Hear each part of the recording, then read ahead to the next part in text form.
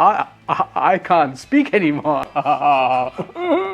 Good morning, my name is Sharaad Kuttan and this is BFN's Morning Headlines. It's the 9th of December and a Monday, and we're racing towards the end of the year and all that signals more food, more festivities. But for some, their minds are still on politics. So we have Kyrie Jamaludin here at the UMNO General Assembly that recently concluded. Pupils in politics, big question mark. These are not pupils in, well, you might imagine they're kind of 8 or 9 year olds. What Kyrie Jamaludin is suggesting is UMNO speak to those who are 17, 18, those leaving school, entering adulthood, and at 21 will be able to vote. So a bit of controversy. It's actually slightly manufactured, I think. I don't see how this is a serious issue, especially with the domination of the media by the ruling party. They're already targeting everybody under 12. So there you have it. If you look at Khairy Metro, we have more young people. This time, this young couple, very handsome, but he's only 15 and she's 16. Yet another storm in a teacup that's going to be brewing, because the question is, who has the right to allow these kids to get married? Parents have said yes, the religious authorities have said yes, and perhaps that means all is well. But for some, this is irresponsible. People so young shouldn't get married because chances are they'll soon have a child. And are they competent at age 15, 16 to manage something like a child? Big question, something to look at. Unfortunate story there. That headlines, Khairy Metro, carried in other papers as well. We'll come to that later. Now, the Star has an exclusive with the Sultan of Selangor on the question of the weekend. Remember, in Johor, the Sultan there decided he was going to change the weekend. Big issues. What was the rationale? What was the process of consultation that happened in that decision?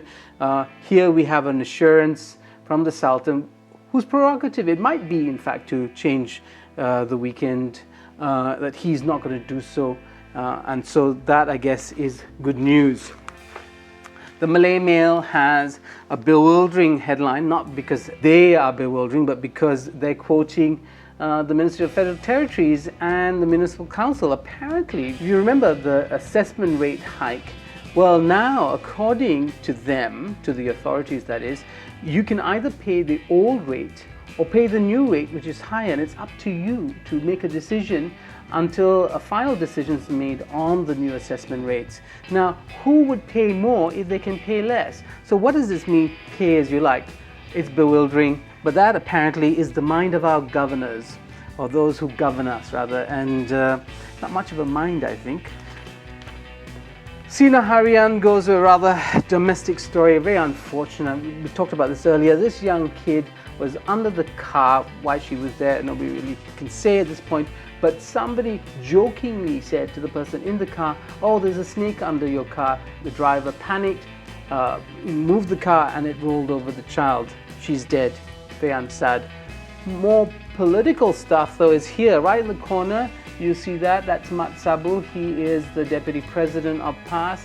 Now, Ahmad Zahid Hamidi, the Defence Minister and UMNO VP, is targeting him, calling him a Shia. And remember, Shias are now being used as a bogeyman. The Malay word for bogeyman, of course, I really like, is momok. And that is the word for today, momok.